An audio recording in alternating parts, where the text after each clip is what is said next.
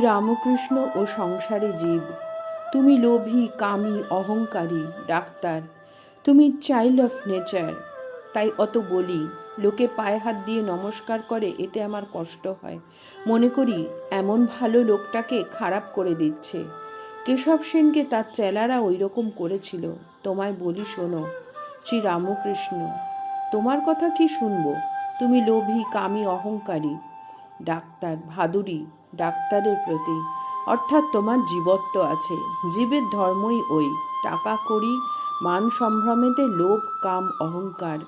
সকল জীবেরই এই ধর্ম। ডাক্তার, তা বলো তো, তোমার গলার অসুখটি কেবল দেখে যাব, অন্য কথায় কাজ নাই। তর্ক করতে হয়তো সব ঠিকঠাক বলবো। সকলে চুপ করিয়া রহিলেন। অনুলোম ও বিলোম ইন ইভলিউশন ও ইভলিউশন। তিন ভক্ত। কিয়ৎক্ষণ পরে আবার ঠাকুর ভাদুরীর সহিত কথা কহিতেছেন। শ্রীরামকৃষ্ণ, কি জানো, ইনি ডাক্তার এখন নেতি নেতি করে অনুলোমে যাচ্ছে। ঈশ্বর জীব নয়, জগৎ নয়, সৃষ্টির ছাড়া তিনি। এই সব বিচার ইনি করছে।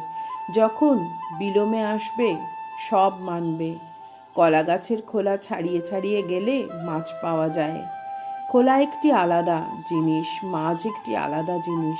মাছ কিছু খোলাও নয়, খোলাও মাছ নয়। শেষে মানুষ দেখে যে খোলেরই মাছ, মাঝেরই খোল। জয় ঠাকুর।